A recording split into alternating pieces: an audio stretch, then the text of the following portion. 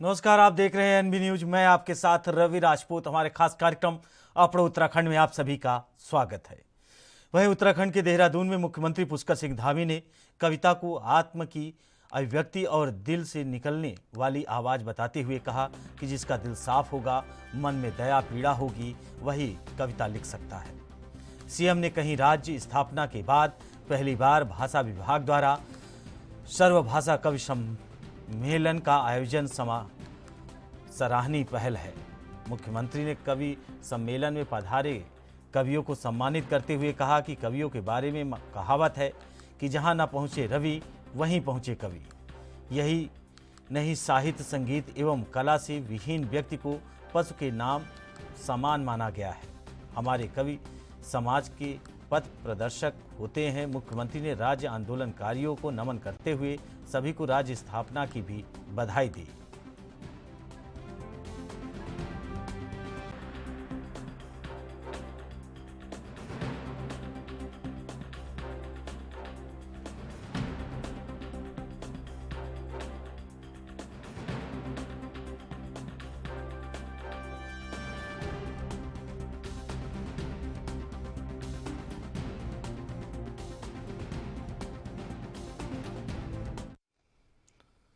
वहीं बुधवार को उत्तराखंड की स्थापना दिवस के मौके पर जहां पूरा उत्तराखंड उत्साह में डूबा हुआ नजर आ रहा है, वहीं इसी कड़ी में स्थापना दिवस को लेकर राजनीति शुरू हो गई है, जिसमें कांग्रेस के द्वारा एक व्यक्तिगत जारी किया गया है।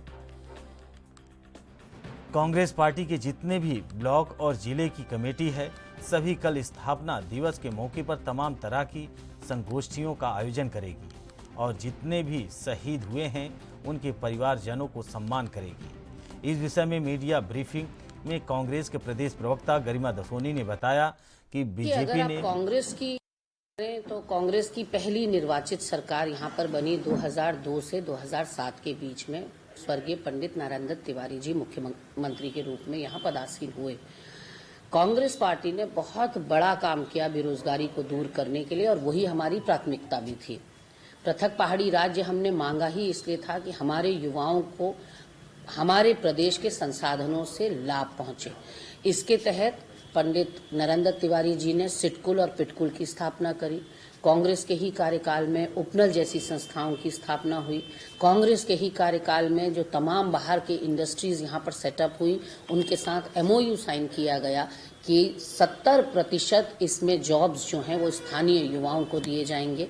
अब बाद की सरकारों ने उसका अनुपालन नहीं किया या कोई भी बेरोजगारी को दूर करने के लिए कोई इंस्टीट्यूशन का गठन करना तो छोड़िए, जो ऑलरेडी कांग्रेस के द्वारा इंस्टीट्यूशंस यहाँ खड़े किए गए, जैसे माननीय हरीश रावत जी के टाइम पर पहली बार राज्य को अपना अधीनस्थ सेवा चयन आयोग मिला। बहुत कम राज्य ऐसे हैं जिनके पास अपना भर्ती आयोग है, हमने वो स्थापित किया, लेकिन उसको भी धांधलियों का, घपलों का, घोटालों का अड्डा बना दिया गया। उसके लिए जिम्मेदार कौन है, वो तत्कालीन सरकारों से पूछ। कांग्रेस के प्रवक्ता और कांग्रेस के बारे में मैं ये कहना चाहूंगी कि जो ये कह रहे हैं कि 22 वर्षों से भारतीय जनता पार्टी ने कुछ नहीं करके दिखाया, उत्तराखंड आंदोलनकारियों का या आंदोलनकारियों का कोई भी समर्थन नहीं किया, तो मैं उनको ये बताना चाहूंगी कि जरा अपने आंकड़े साफ करें और आंकड़े साफ करके अगर मीडिया में आए और कोई बयान दे तो शोभा देता है। बिना आंकड़ों की मर्यादा को न तोड़े तो ही अच्छा लगता है। जनता ने उनको आईना दिखाया और करारा आईना दिखाया है कि ये जनता उनको कहीं भी समर्थन नहीं दे रही है और ये भारत जोड़ो यात्रा निकालकर ढोंग कर रहे हैं। भारत तो हम लोगों ने पहले ही जोड़ रखा है, अब ये भारत जोड़ो यात्रा निकालने का ढोंग दिखा रहे हैं। सीमांत गांव में कल आपने देखा होगा कि माड़ा से भारत जोड़ो यात्रा निकाल रहे हैं। आपने उसमें ये खुद देखा होगा कि इनका चाल और चरित्र उस यात्रा के ही दौरान आपको दिख गया होगा कि यात्रा में कुछ दूर ये पैदल चले, फिर गाड़ी में बैठ के चल दिए। इनके खुद के युवराज तो पैदल यात्रा का दिखावा कर रहे हैं और ये कुछ दूर चल के एक बस मात्र एक लेस मात्र इन्होंने दिखावा किया, एक इंगित किया, एक इशारा किया कि हाँ हम भारत जोड़ो यात्रा निकाल रहे हैं और कुछ दूर निकालने के बाद ये गाड़ियों में बैठ के चल दिए हैं। तो ये सिर्फ दिखावा, चरित्र अपना दिखाते हैं और दिखावा करने। वहीं उत्तराखंड के रामनगर में मंगलवार को केंद्रीय रिजर्व पुलिस के जवानों और कोतवाली पुलिस के जवानों द्वारा संयुक्त रूप से नगर क्षेत्र में फ्लैग मार्च निकालते हुए जागरूक अभियान चलाया गया।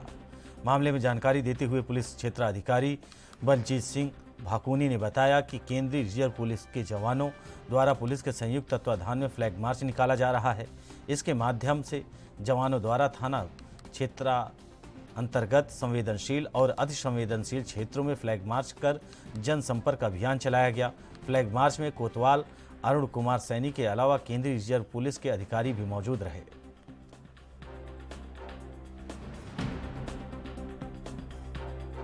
वहीं कार्तिक पूर्णिमा स्नान पर हरिद्वार में श्रद्धालुओं की भारी भीड़ देखने के लिए मिली। एक ओर जहां गंगा तट पर गंगा मैया के जय घोष से गुंजायमान रहे, वहीं मठ मंदिरों में पूरे दिन घंटे घड़ियाल बजते रहे। भोर से शुरू हुई पावन स्नान में शाम तक लाखों की संख्या में श्रद्धालुओं ने गंगा में डुबकी लगाई। श्रद्धालुओं ने गंगा स्नान कर सूर्य देव को अर्घ्य देकर सुख शांति और समृद्धि की कामना की।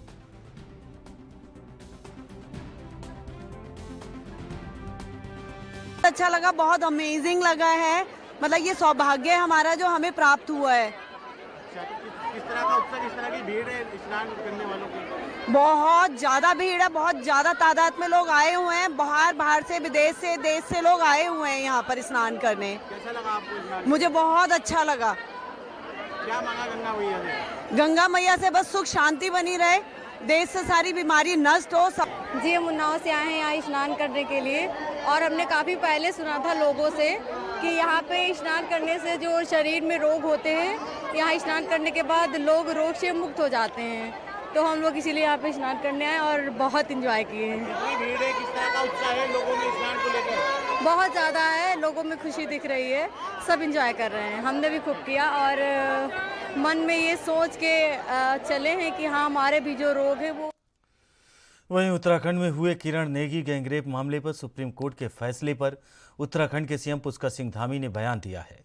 उन्होंने कहा कि इस मामले को उच्चतम न्यायालय देख रही है। वकील चारू खन्ना और केंद्रीय मंत्री किरण रिजिजू से भी बात की गई है। किरण हमारे प्रदेश की ओर से देश की बेटी है, उसे न्याय दिलाने के लिए हम हर संभव प्रयास करेंगे।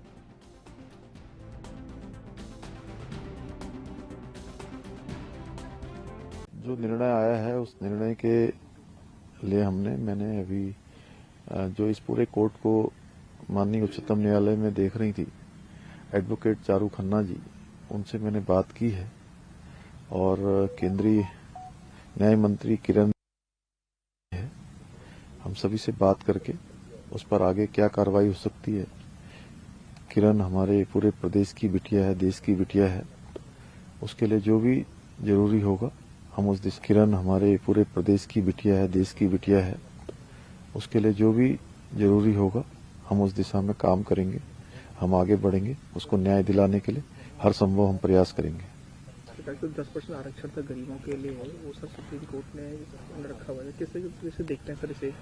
देखिए, ये एक संवेदनशीलता होती है किसी भी सरकार की, और माननीय प्रधानमंत्री नरेंद्र मोदी जी की सरकार गरीबों के प्रति संवेदनशील है, हर वर्ग के प्रति संवेदनशील है, और जो उनके फैसले हैं उस फैसले को सुप्रीम कोर्ट ने भी अपनी मोहर लगाई है। इसका अर्थ है कि सरकार सही दिशा में सही काम कर रही है, गरीबों के हक में काम कर रही है। और ये सरकार की ओर से गरीबों और जरूरतमंदों को दिए जाने वाले खाद्य को लेकर भले ही सरकार ने नियम कड़े कर दिए हों और कालाबाजारी रोकने के लिए खाद्य वितरण के दौरान बायोमेट्रिक की व्यवस्था कर दी हो, लेकिन कालाबाजारी के धंधेबाज अब भी बाज नहीं आ रहे। इन्हीं शिकायतों के चलते तहसील प्रशासन ने संबंधित खाद्य की दुकानों पर औचक छापेमारी कर सुनवाई की। उच्च अधिकारियों से मिले आदेशों पर कार्रवाई करते हुए एक ऐसे ही मामले में तहसीलदार चमन सिंह ने खाद्य विभाग की टीम के साथ विकासनगर अंतर्गत मेहूवाला खालसा गांव स्थित अनिल शर्मा के नाम पर आवंटित सरकारी सस्ते की गल्ले की दुकान पर औचक छापेमारी की। इस दौरान दुकान संचालक मौके से नदारद मिला, जिसे कई बार संपर्क करने की भी कोशिश की गई, जिसके बाद छापेमार कार्रवाई करने पहुंची टीम की ओर से उस दुकान को सीज कर दिया गया। यहाँ पर भाई साहब 167 क्विंटल 50 किलो चावल आया था, जो सरकार द्वारा फ्री में मिलने वाला राशन, जो भारत सरकार द्वारा फ्री में मिलने वाला जो राशन है, 67 क्विंटल 50 किलो चावल 7 क्विंटल 50 किलो गेहूँ, जो गरीब व्यक्तियों के लिए, गरीब परिवार कार्ड धारकों के लिए जो राशन आया था, उसको उक्त डीलर अनिल शर्मा द्वारा ब्लैक कर बेच दिया गया है। और उसके उपरांत उक्त व्यक्ति अपने दुकान पर नहीं आता है। जब एज ए मजिस्ट्रेट तहसीलदार साहब जब उनके दुकान पर रेड मारने आते हैं तो स्वयं व्यक्ति नहीं आता है। तो इसका मतलब उसके द्वारा उक्त राशन को ब्लैक और चोरी किया गया है।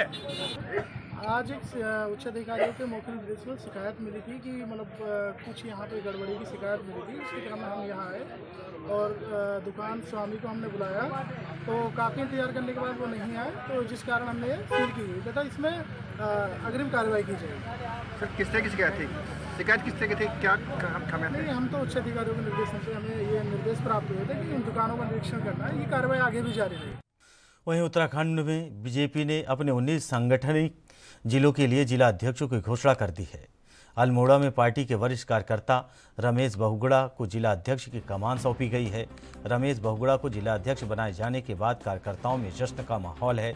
इसी कड़ी में बीजेपी कार्यकर्ताओं ने चौघान पाटा में मिठाई बांटकर आतिशबाजी छुड़ाकर अपनी खुशी व्यक्त की। इस मौके पर पार्टी पदाधिकारियों का कहना है कि रमेश बहुगुणा का संगठन में लंबा अनुभव है। निश्चित रूप से आने वाले चुनाव में बीजेपी को इसका लाभ मिलेगा और पार्टी को मजबूती प्रदान मिलेगी।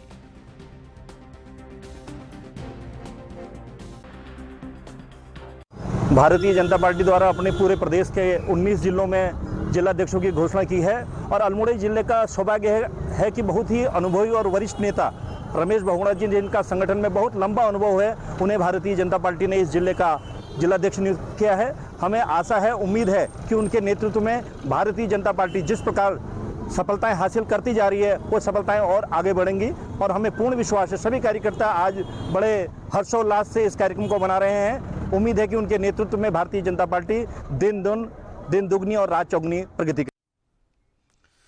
वहीं हिमाचल प्रदेश में विधानसभा चुनाव को शांतिपूर्ण तरीके से संपन्न कराने के लिए उत्तराखंड के जनपद उधम सिंह नगर में पीआरडी जवानों का एक बड़ा दस्ता जसपुर तहसील मंडी परिसर से कुल्लू रवाना हुआ।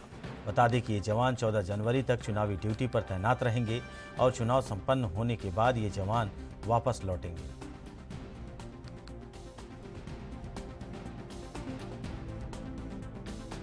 से हिमाचल प्रदेश निर्वाचन पे हम लोगों के 250 होमगार्ड जा रहे हैं जो कुल्लू के लिए डिप्लॉयड किए गए। अलग अलग होमगार्ड जा रहे हैं जिसमें गदरपुर से 13, जसपुर से 17, सितारगंज से 17, नगर कंपनी काशीपुर से 53, बाजपुर से 48, काशीपुर ग्रामीण से 49, खटीमा से 48 और रुद्रपुर कंपनी से 5 होमगार्ड। कुल 250 होमगार्ड, 250 होमगार्ड। विधानसभा निर्वाचन हिमाचल विधानसभा निर्वाचन 12 तारीख में इलेक्शन है वो है इनकी 7 से 14 मानी गई है और हिमाचल प्रदेश निर्वाचन 12 तारीख को वहाँ पर और आज इनका एकत्रीकरण हरिद्वार का हो रहा है। कल ये वहाँ से हिमाचल प्रदेश की बसों द्वारा संबंधित जहाँ जहाँ जनपदों में डिप्लॉयड है वहाँ के लिए। वहीं मध्य प्रदेश की तर्ज पर अब उत्तराखंड में भी हिंदी में MBBS की पढ़ाई होगी। हिंदी में MBBS के पाठ्यक्रम को राज्य सरकार ने हरी झंडी दे दी है। बता दें कि शासन स्तर पर बनी एक्सपर्ट कमेटी अब मध्य प्रदेश जाएगी जहां वो क्रम में कसरत करेगी। बता दें कि पुष्कर सिंह धामी की ओर से उत्तराखंड में MBBS की पढ़ाई हिंदी में कराने को लेकर सहमति बन गई है।